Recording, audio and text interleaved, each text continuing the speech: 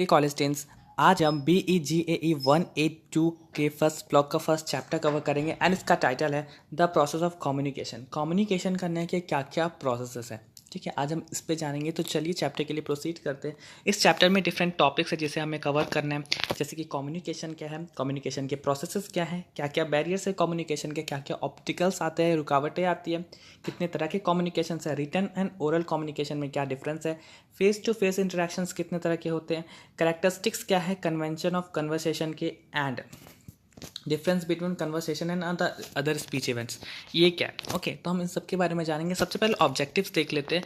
Objectives क्या है इस चैप्टर का, हमारे बुक में देने का मतलब क्या है, ताकि हम बहुत सारी चीज़ें जान पाए कम्युनिकेशन से रिलेटेड, जैसे कि the process and the element of the communication, communication के जो इंपॉर्टेंट पार्ट्स है और जो प्रोसेस है वो जाने, कितने तरह के कम्युनिकेशंस होते हैं, बैरियर्स क्या क्या है कम्युनिकेशन के, and written and spoken communication में क्या डिफरेंस है। तो चलिए सबसे पहला टॉपिक स्टार्ट करते हैं, इंट्रोडक्शन। व्हाट इज़ कम्युनिकेशन, है ना। हम लोग अपने बर्थ से ही बहुत सारे कम्युनिकेशन में इन्वॉल्व हो जाते हैं, बहुत सारी चीज़ कम्युनिकेट करते हैं। इवन हम यहाँ भी जो मैं आपको बता रहा हूँ वो भी एक तरीके का कम्युनिकेशन है, आप जो सुन रहे हो वो भी एक तरीके का कम्युनिकेशन है, इवन जो बुक में जो टेक्स्ट लिखे गए हैं वो भी एक तरीके का कम्युनिकेशन है। हम एक ऐसी कम्युनिकेशन के एज में रहते हैं जहाँ पे स्पीड कम्युनिकेशन है बहुत ज़्यादा है, बहुत ज़्यादा एबिलिटी से कम्युनिकेट किया जाता है, इफ़िशियंसी बहुत ज़्यादा है, एंड बिना कोई लिमिटेशन के, है ना, हम कम्युनिकेट कर सकते हैं। अगर आप अभी इंडिया में हैं तो आप कोई भी अपने के यूएसए के फ्रेंड से बात कर सकते हैं, दूरी बहुत है बट आप कम्युनिकेट कर सकते हैं। तो हम एक ऐसे ग्लोबलाइजेशन पीरियड में रहते हैं। ओके, तो अगर इसको डिक्शनरी डेफिनेशन की तरफ से समझे तो कम्युनिकेशन इज टू एक्सचेंज और मेक नोन इन्फॉर्मेशन और फीलिंग्स बाय स्पीच, राइटिंग और अदर मीन्स टू ट्रांसमिट, है ना। इसका मतलब है कि एक्सचेंज करना, कोई भी थॉट्स हो, कोई भी फीलिंग्स हो, या फिर कोई इन्फॉर्मेशन देना, कोई भी चीज़ बताना, समझाना, बहुत तरीके के मतलब से, जैसे कि स्पीच के द्वारा, राइटिंग के द्वारा, या फिर बहुत सारे अदर मीन्स के द्वारा। तो ये एक कम्युनिकेशन है। अगर हम विकीपीडिया के अकॉर्डिंग चलें तो कम्युनिकेशन एक एक्ट है जिसमें हम मैसेज कन्वे करते हैं एक पर्सन से दूसरे पर्सन में, बहुत सारी चीज़ों से, है ना, जैसे कि म्यूचुअल अंडरस्टैंडिंग से, है ना, चीज़ें पढ़ के, समझ के, साइन देख के, सिंबल देख के, और बहुत सारे साइमेटिक रूल्स हैं। तो ये कम्युनिकेशन है। कम्युनिकेशन सिर्फ वर्ड्स नहीं है ना, वर्ड्स के अलावा भी बहुत सारी चीज़ें, इसमें face to face dialogue act होता है ना, हमारा फेशियल एक्सप्रेशन देखा जाता है, टोन क्या होती है बॉडी की, बॉडी लैंग्वेज क्या होती है, हम जो सामने वाला पर्सन है वो किस तरीके से सुन रहा है, उस मैसेज को किस तरीके से समझ रहा है, उसका रिप्लाई क्या दे रहा है। तो कम्युनिकेशन के बहुत सारे फैक्टर है एंड इसमें बहुत सारा चीज़ इन्वॉल्व होता है। ये एक वास्ट डेफिनेशन है। ओके, नाउ अगर हम कोई बुक पढ़ते हैं या फिर कोई मैसेज देखते हैं या फिर कोई ईमेल देखते हैं तो वहाँ पे कुछ सेंटेंसेस लिखे होते हैं या फिर कुछ वर्ड्स लिखे होते हैं, उस वर्ड्स का बहुत मतलब होता है, हम उसको बहुत तरीके से समझ सकते हैं, ठीक है ना। उस वर्ड से कभी कभी हम इंस्पायर हो जाते हैं, है ना, बहुत ज़्यादा समझ जाते हैं, इंकरेज हो जाते हैं, बट कभी कभी ऐसा होता है कि वही वर्ड्स हमें कन्फ्यूजन में डाल देता है, फ्रस्ट्रेट हो जाते हैं उसको पढ़ के। जैसे कि लाइन ट्रस्ट, ठीक है, इन्होंने अपने बुक में लिखा था, इनका बुक था द पंचुएशन, है ना, पंचुएशन पे इनकी बुक थी। इन्होंने अपने बुक में 2 सेंटेंसेस लिखे थे, जैसे कि a man without her man is nothing,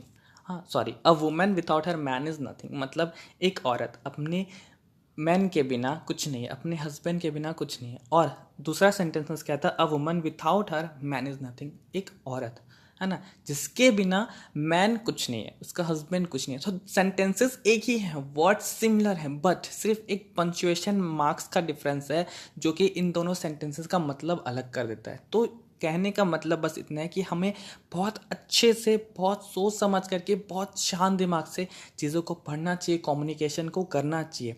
okay, क्योंकि हम ह्यूमन बींग्स हैं, है ना, हम ह्यूमंस हैं, हम अपनी बातों को एक्सप्रेस कर सकते हैं, हम अपने थॉट्स को शेयर कर सकते हैं बहुत सारे डिफरेंट तरीके से, है ना। हम आइसोलेशन में भी रह सकते हैं, जस्ट लाइक अभी हम क्वारंटाइन में हैं, अपने बाहर दोस्तों से नहीं मिल सकते, बट हम फ़ोन पे उनसे कम्युनिकेट कर सकते हैं। ये तो आज के ज़माने की देन है, बट पहले सोच लो, अगर ये क्वारंटाइन 100 साल नहीं, बहुत ज़्यादा हो जाएगा, 10 साल या 15 साल पहले होता तो क्या होता, है ना।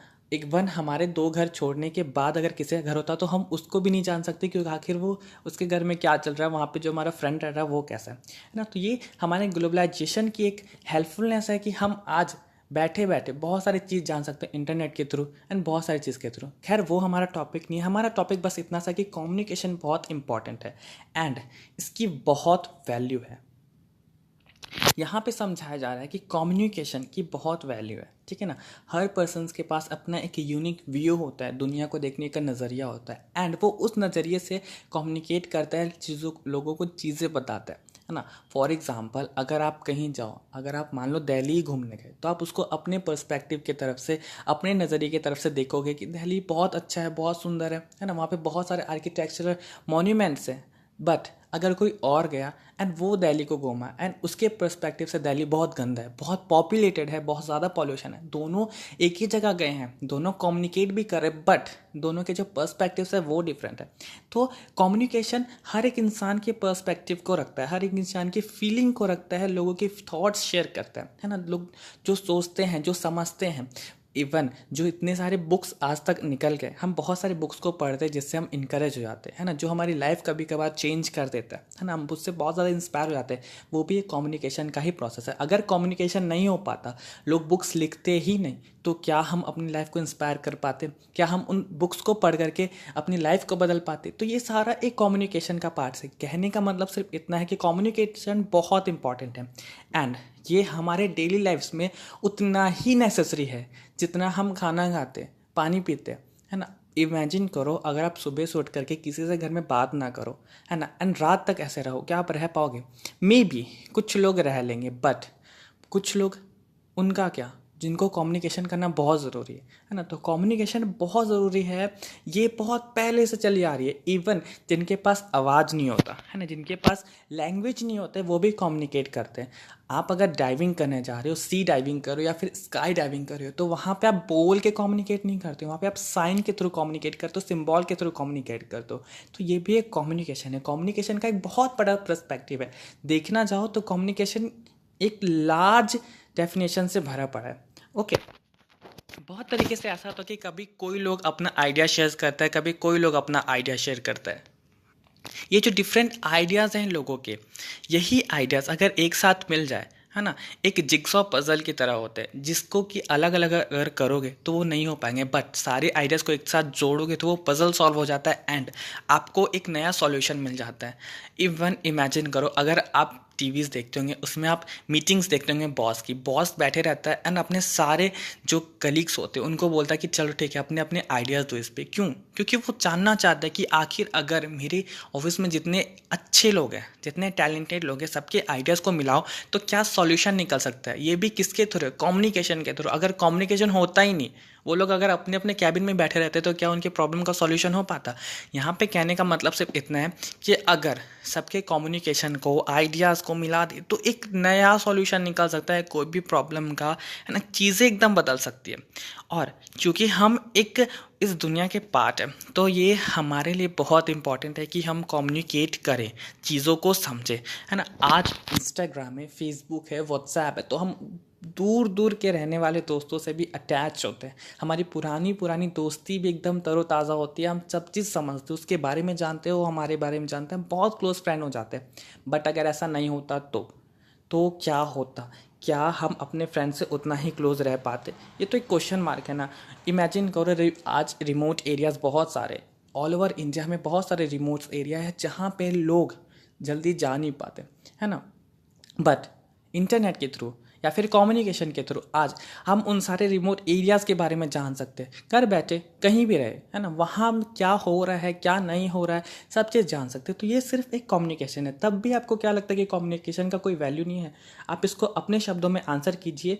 So don't you see the value of communication. क्या कम्युनिकेशन का कोई वैल्यू है या नहीं है? आप इसको अपने शब्दों में लिखिए, क्योंकि बहुत इंपॉर्टेंट है कम्युनिकेशन समझना। हालांकि मैंने कम्युनिकेशन लगभग समझा दिया है आप लोगों को ना। अगर इसका दूसरा टॉपिक देखें, the process of communication, communication होता कैसे है, तो आपको याद होगा सबसे पहले बुक के सबसे फर्स्ट पेज पे यहाँ पे एक फिगर दी हुई है, एक डायग्राम दिया हुआ है, ये वाला।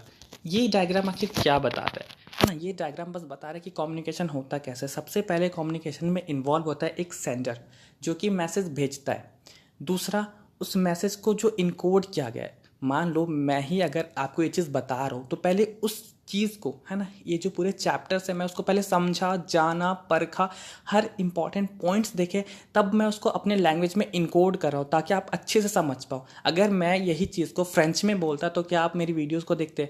कभी नहीं देखते, है ना, ब्रिटेन में बोलता, ब्रिटिश इंग्लिश में बोलता, अमेरिकन एक्सेंट की इंग्लिश में बोलता, तो क्या आप मेरे वीडियोस को देखते? नहीं देखते। बट यहाँ मैं अपने एक इनकोडिंग लैंग्वेज में बोल रहा हूँ, एक हिंदी लैंग्वेज में बोल रहा हूँ जो कि आप अच्छे से समझ जाओ, है ना। तो ये इनकोडिंग का पार्ट है। अब मैसेज, मैसेज क्या है, किस फॉर्म में है वो, है ना, यहाँ मैं वीडियो के फॉर्म में मैसेज भेज रहा हूँ।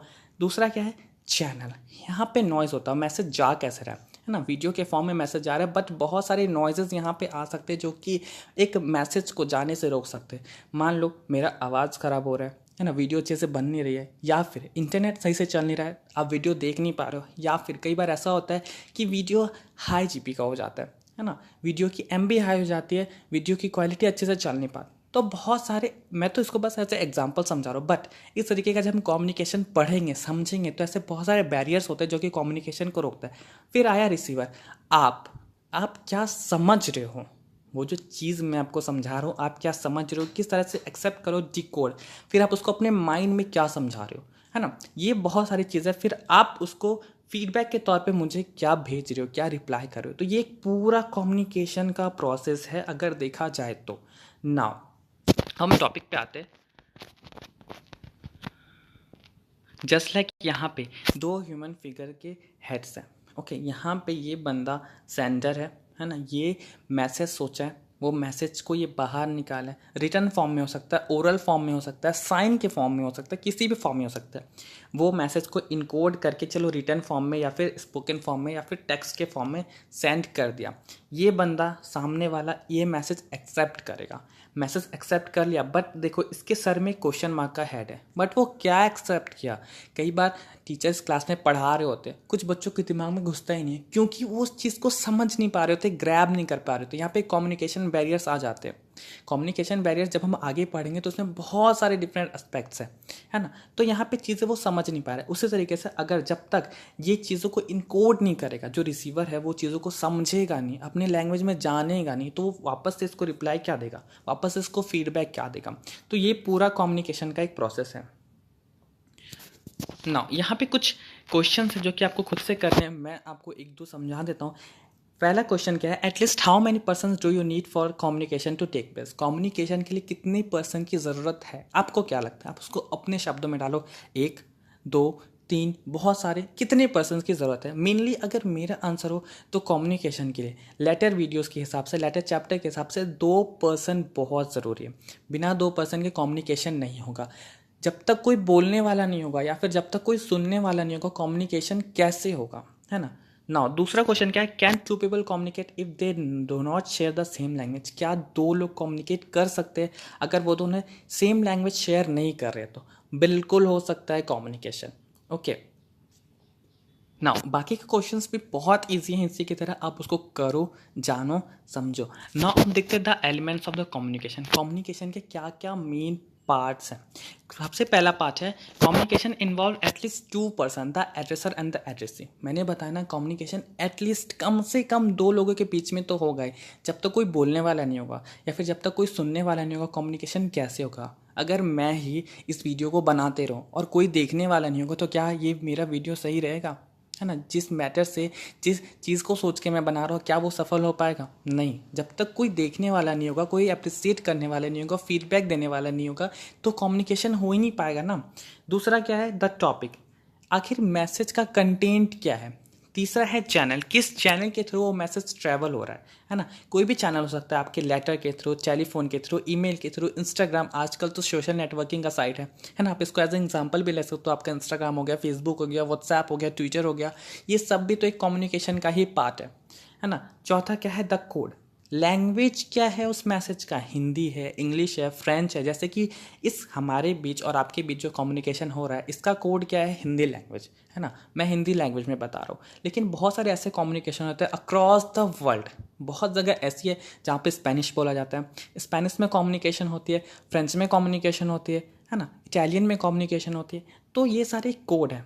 फिर क्या है, the message form, the selection of particular grammar and the lexical choices of the message. अब मैसेज का फॉर्म कैसा है, उसमें किस तरीके का ग्रामर यूज़ किया गया है ना। अगर सेंटेंसेस सही नहीं होंगे, इमेजिन करो अगर मैं ये अभी आपको समझा रहा हूँ, अगर मैं जो सेंटेंसेस बोल रहा हूँ, है ना, मैं जो वाक्य बोल रहा हूँ वो अगर सही फॉर्म में नहीं है, डिफरेंट फॉर्म में, उल्टा उल्टा टेढ़ा मेढ़ा है, तो क्या आप मेरी चीज़ों को समझ पाओगे? समझाना तो मैं बहुत चीज़ चाह रहा हूँ, लेकिन मैं उसको सही ढंग से रख नहीं पा रहा हूँ, है ना। ग्रामेटिकल बहुत मिस्टेक्स कर रहा हूँ, लेक्सिकल चॉइसेस मेरे बहुत ख़राब है, वोकेबुलरी जो वर्ड्स मैं यूज़ कर रहा हूँ वो बेकार बेकार वर्ड्स है, सही चीज़ को समझा नहीं रहे। समझाना है रखो, तो मैं समझा रहा हूँ उठो, तो समझ पाओगे नहीं ना। तो मैसेज फॉर्म पे बहुत ज़रूरी है। और छठा है the setting, social and the physical setting. Okay, social setting, physical setting, message रखा किस तरीके से जा रहा है, कहाँ रखा जा रहा है, किनके बीच बोला जा रहा है, किस सोसाइटी में बोला जा रहा है, हर चीज़ इसमें आ जाती है।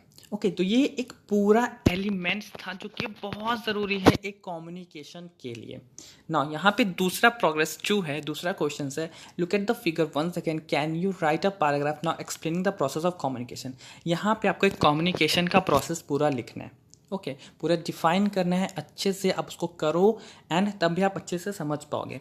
Now the role of decoder. अब देखो डिकोडर का रोल कितना इंपॉर्टेंट रखता है। नाउ अब डिकोडर का रोल क्या है, बहुत लोग ऐसा समझते हैं, है ना, इस चैप्टर के थ्रू कि जो डिकोडिंग का प्रोसेस है बहुत ईजी है, पैसिव है ना, कोई मतलब है नहीं, सुन लो ख़त्म कर दो। लेकिन नहीं, ऐसा नहीं है, ये एक एक्टिव वंस है, एक्टिव रोल है। यहाँ पे आपको चीज़ों को सुनना होता है, समझना होता है, जानना होता है एंड उसके हिसाब से आपको अपने आइडियाज़ बनाने होते हैं। इमेजिन करो आप एक ग्रुप डिस्कशन में बैठे हो, है ना, कम्युनिकेशन का ही पार्ट है ये भी, है ना। सामने वाला क्वेश्चन पे क्वेश्चन कर रहा है, आंसर पे आंसर दे रहा है एंड अगर आप कुछ ना बोलो तो क्या वो ज़्यादा देर तक ग्रुप डिस्कशन कर पाएगा? क्या वो ग्रुप डिस्कशन एक सक्सेसफुल ग्रुप डिस्कशन हो पाएगा? क्या वो जो जजेस हैं वो आपको पॉइंट्स देंगे? नहीं, क्योंकि यहाँ पे आप एक पैसिव रोल निभा रहे हो, आप सिर्फ चीज़ों को सुन रहे हो और बस समझ के रख रहे हो, आप उसको समझा नहीं रहे, बोल नहीं रहे, अपने आइडियाज़ को नहीं रख रहे। तो यहाँ पे डिकोडिंग का बहुत बहुत यूज़ है ना। डिकोडिंग एक एक्टिव प्रोसेस है। यहाँ पे एक जो लैंग्वेज होता है ना, उसका अपना कोई मतलब नहीं होता, बट उसके अंदर एक पोटेंशियल होता है कि वो लोगों के मतलब को समझा पाए, लोगों की फीलिंग्स को समझा पाए, थॉट्स को समझा पाए, आइडियाज़ को समझा पाए। एंड ये जो पावर होता है ना, ये एक डिकोडर के अंदर होता है कि वो एक सेंडर के मैसेज को, एक सेंडर के थॉट्स को, फीलिंग को, आइडियाज़ को किस तरीके से समझ रहा है।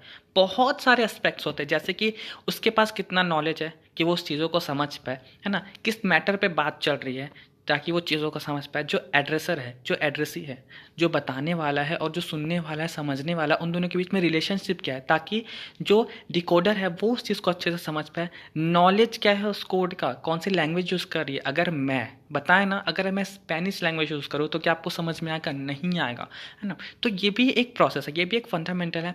Physical and the social context क्या है ना, सब चीज़ अफेक्ट करता है कम्युनिकेशन को। इनमें से एक भी चीज़ ना हो या एक भी चीज़ इधर उधर हो जाए तो कम्युनिकेशन खराब हो सकती है। अब यहाँ पे एक अटरेंस दिया गया, एक स्टेटमेंट दिया गया, एक समझाने के तौर पे, mister Gupta is not coming.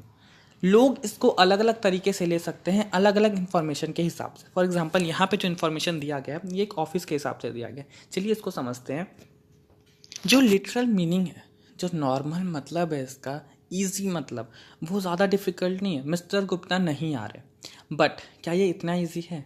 क्या हम इससे समझ पा रहे कि स्पीकर कहना क्या जा रहा है, वो किस फॉर्म में कह रहा है, क्या इसको एज ए इन्फॉर्मेशन दे रहा है या फिर इसको एज अ वार्निंग दे रहा है ना। हमें इसे तभी पता चल पाएगा जब हम इसके बैकग्राउंड को समझेंगे। ये जो सेंटेंस है ये कहाँ पे बोला जा रहा है, ये सेंटेंस किसके मतलब में बोला जा रहा है, किसके लिए बोला जा रहा है, किस संदर्भ में, है ना, किस तरीके में बोला जा रहा है। इमेजिन करो अगर ये मिस्टर गुप्ता, है ना, मैं इसका एग्जांपल नहीं रहा, इसका एग्जांपल एक बिजनेस एग्जांपल में, मैं आपको और इजी एग्जांपल में समझा रहा हूँ। अगर इमेजिन करो मिस्टर गुप्ता एक दूल्हे का पापा हो एंड शादी की बात चल रही हो, शादी पे लोग आ गए हैं, मंडप में दूल्हा दुल्हन बैठ गए, बट अगर कोई बोले कि भाई मिस्टर गुप्ता नहीं आएंगे या नहीं आ रहे, तो क्या दूल्हा शादी करेगा? ये एक वार्निंग नहीं हो जाएगा? ये एक डरावना सच नहीं हो जाएगा, है ना? जो दूल्हे दुल्हन का बाप है उसको धक्का नहीं लगेगा। तो ये एक तरीके का, बस मैं आपको चीज़ें समझाने की कोशिश कर रहा हूँ, है ना। तो एक सेंटेंसेस का बहुत तरीके से मतलब होता है।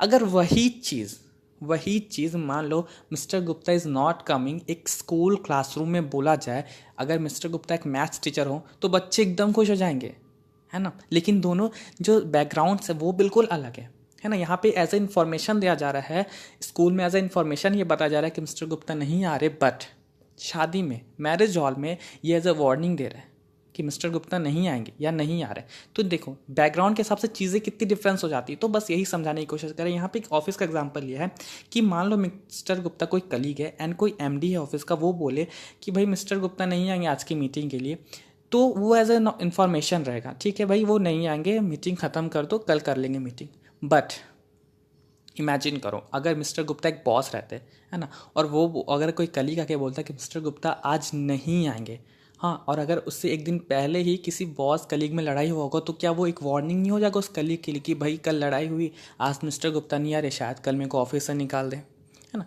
तो चीज़ें अलग अलग हो जाती है, बैकग्राउंड्स अलग अलग हो जाते हैं, बट जो सेंटेंसेस रहता है वही सेम होता है, मतलब एक ही है, बट इसको डिफरेंट बैकग्राउंड्स में यूज़ किया गया, डिफरेंट मतलब निकाल करके। तो ये सारी चीज़ें होती है। नाउ जब भी हम कोई स्टेटमेंट बोलते हैं, कोई भी अटरेंस करते हैं, कोई भी बात करते हैं, तो हम बहुत सारी चीज़ों को समझाने की कोशिश करते हैं उस समय। या तो हम इन्फॉर्मेशन दे रहे हैं, या तो हम किसी चीज़ को वॉर्न करें, किसी को वॉर्न करें, किसी के साथ प्रॉमिस कर रहे हैं, है ना, बात कर रहे हैं, है ना, किसी को किसी चीज़ के लिए मना रहे, बस वेट कर रहे हैं। तो हर चीज़ के लिए हमें एक चीज़ों को समझने की बहुत ज़रूरी है। एक लैंग्वेज हम यूज़ करते हैं इसको परफॉर्म करने के लिए, ताकि जो सुनने वाला है, जो समझने वाला है, उस स्टेटमेंट का मतलब अच्छे से समझ पाए एंड उसके हिसाब से वो फिर आगे के स्टेटमेंट को फॉलो करे, या फिर उसके हिसाब से वो फीडबैक दे। तो यहाँ पे जो डिकोडर का रोल है वो बहुत इंपॉर्टेंट होता है। ना यहाँ पे चेक प्रोग्रेस 3 है। Can you think of some of the function of the language? One can to be inform someone or to warm them. Think of some more functions, compare your list with the drawn up otherwise your study centre. यहाँ पे बोला जा रहा है कि क्या और भी कुछ फंक्शंस हो सकते हैं, इंपॉर्टेंट वर्क्स हो सकते हैं लैंग्वेज के, कोई इन्फॉर्मेशन के लिए यूज़ करा है, कोई वार्निंग के लिए यूज़ करा है, या फिर कुछ और ऐसा हो सकता है, कोई चीज़ को बताने के लिए, कोई चीज़ को समझाने के लिए, किसी को डराने के लिए, किसी को गुस्सा दिलाने के लिए, बहुत तरीके से हम यूज़ कर सकते हैं ना। तो यहाँ पे बस उसी को लिखना है एक लिस्ट के तौर पे कि क्या क्या फंक्शंस हम ले सकते हैं एज एन लैंग्वेज का।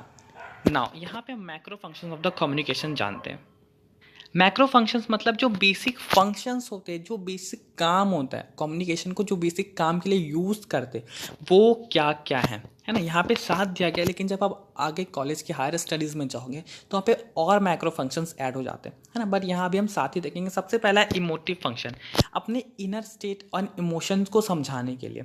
फॉर एग्जाम्पल ओ नो, है ना, अगर आपके हाथ में एक कांच की कटोरी है, वो गिर जाए हाथ से, टूट जाए, आपके मुंह से यही निकलेगा ओ नो। यहाँ पे अपनी फीलिंग को समझा रहे हो, आसपास जो लोग होंगे वो समझ जाएंगे।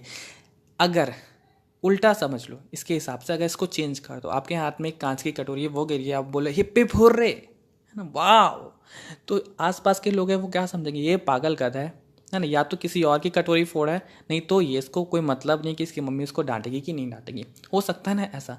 देखो चीज़ें वही है, सेंटेंसेस भी वही हैं, बट लोग इसको कैसे कैसे चेंज कर रहे, यूज़ कर रहे हैं ना। तो इमोटिव फंक्शन होता है अपनी जो इमोशंस है, इनर स्टेट है, उसको कम्युनिकेट करने के लिए, उसको समझाने के लिए, बताने के लिए। दूसरा क्या, डायरेक्टिव फंक्शन, किसी को डायरेक्ट करने के लिए, आदेश देने के लिए, है ना, किसी के बिहेवियर को अफेक्ट करने के लिए, जैसे कि क्लोज द डोर प्लीज़, भाई जाते जाते दरवाज़ा बंद करके जाना।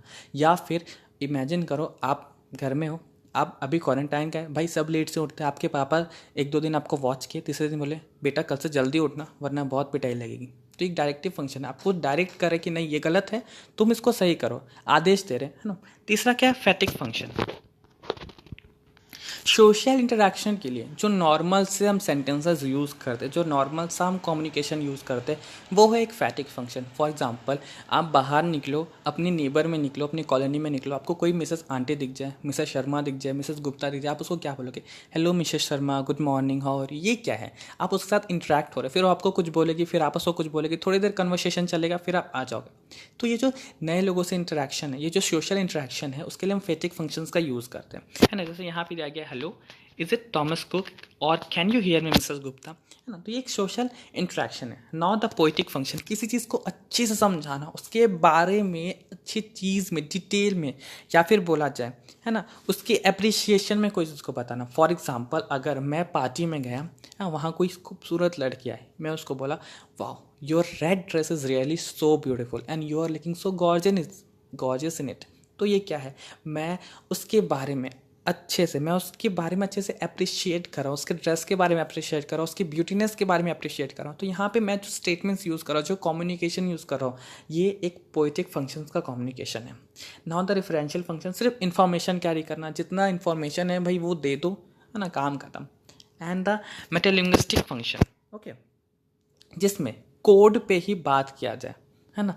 अगर मैं जैसे अभी अगर मैं हिंदी में बात कर रहा हूँ, यही चीज़ मैं हिंदी को ही आपको समझाने की कोशिश करूँ, मैं हिंदी लैंग्वेज को ही आपको समझाने की कोशिश करूँ, जहाँ पे कोड पे ही बात किया जाए, कोड पे ही फोकस किया जाए। कोड क्या, कौन सा लैंग्वेज है, किस लैंग्वेज में बात की जा रही है, स्पेनिश, हिंदी, इंग्लिश, जहाँ पे कोड पे ही फोकस किया जाए, कोड को ही समझाया जाए, वो आपका होता है मेटालिंग्विस्टिक फंक्शंस, है ना। फॉर एग्जांपल जैसे मैंने अभी बताया, मैं हिंदी में बात करूँ, लेकिन अगर मैं आपको हिंदी समझाने बैठ जाऊँ, हिंदी बताने बैठ जाऊँ, मैं हिंदी के चैप्टर्स एक्सप्लेन करने बैठ जाऊँ, तो वो क्या होगा, वो होगा मेटालिंग्विस्टिक फंक्शन। मैं हिंदी के कोड पे ही बात कर रहा है ना, मैं हिंदी लैंग्वेज पे ही बात कर रहा है, हिंदी में ही हिंदी लैंग्वेज पे बात कर रहा हूँ। तो ये एक मेटालिंग्विस्टिक फंक्शन है, जहाँ पे हम कोड पे ही फोकस करते हैं, उस पर अटेंशन देते हैं, उस पर बात करते हैं। Now the constructual functions creating a particular kind of context, right. Let's start the meeting now. किस संदर्भ में चीज़ों को बोला जा रहा है, किस मतलब से चीज़ों को बोला जा रहा है। जैसे कि यहाँ पे एक सेंटेंस है, right, let's start the meeting now. यहाँ पे बहुत सारे एस्पेक्ट्स हो सकते हैं। एक एस्पेक्ट्स ये हो सकता है कि वहाँ पे लोग हंसी मजाक कर रहे हैं, जोक्स कर रहे हैं, कमेंट्स कर रहे हैं, एंड बॉस आया एंड सीधे बोला, राइट, हो गया, चलो मीटिंग स्टार्ट करते। तो उस चीज़ों को रोकने के लिए, या फिर हो सकता है ना, बहुत लेट हो गया है ना, बहुत लेट हो गया ऑफिस में, एंड फिर बॉस आया एंड बोला, right, let's start the meeting now. तो उस समय लेट के पर्सपेक्टिव से बोला गया कि भाई लेट हो गया, चलो मीटिंग स्टार्ट कर दे। या फिर ये भी हो सकता है ना कि लोग हंसी मजाक कर रहे हैं, तो बॉस आगे बोला चलो मीटिंग स्टार्ट कर दे। तो किस संदर्भ में बोला जा रहा है, किस मतलब से बोला जा रहा है, हम उसके लिए भी जो फंक्शन है, जो कम्युनिकेशन का फंक्शन है, वो यूज़ करते हैं। तो इस तरीके से 7 कम्युनिकेशन की फंक्शंस, मैक्रो फंक्शंस हम देख लिए। Okay, now check your progress 4 है, इसमें दिया गया which of this function are often perform in the workplace situation, give example to support your answer. कोई भी वर्क प्लेस सिचुएशन है, ऑफिस हो गया, है ना, बैंक हो गया, कोई भी वर्क प्लेस सिचुएशन है, वहाँ पे इसमें से कौन कौन से जो फंक्शंस है कम्युनिकेशन के, वो नॉर्मली यूज होते हैं, आपको बताना है, आपको समझना है। हालांकि आप सब टीम्स हो गए हो, हर जगह जाते हो, कॉलेज जाते हो, ऑफिस जाते हो, बहुत लोग पार्ट टाइम जॉब के लिए जाते हैं, बैंक जाते हो, या फिर डिफरेंट एस्पेक्ट्स जाते हो, है ना। तो आप अपने तरीके से इस चीज़ को बता सकते हो, इसको आप एक्सप्लेन कर सकते हो, आप यहाँ पे उसको लिखना, आंसर्स क्रिएट करना, एंड बुक के पीछे आंसर है, आप उससे मिलाना, समझना, ताकि आप कितना समझ पाए चैप्टर को। एंड नहीं समझ में आया तो वीडियो को फिर से देखो, बार बार देखो, उस चीज़ को समझो। ओके, नाउ गाइस, इसके नेक्स्ट जो पार्ट है, जो नेक्स्ट टॉपिक है, हम उसको दूसरे वीडियोस में कवर करेंगे, पूरा चैप्टर अलग अलग वीडियोस में कवर करेंगे। ओके, आपको सारे वीडियोस के लिंक डिस्क्रिप्शन बॉक्स में मिल जाएंगे, या फिर ऊपर आई बटन में भी मिल जाएंगे, या फिर आप डायरेक्ट मेरे चैनल पर जाके भी सारे वीडियोज़ देख सकते हो। ओके, तो गाइस, हमने फर्स्ट पार्ट में 2 टॉपिक को कवर किया। अगर आपको एक्सप्लेनेशन अच्छा लगा तो प्लीज़ मेरे चैनल को लाइक करें, शेयर करें एंड सब्सक्राइब करें। And if you have any queries regarding this video and this point of view, या फिर this topic, then please get in touch with me in the comment section. Thank you guys.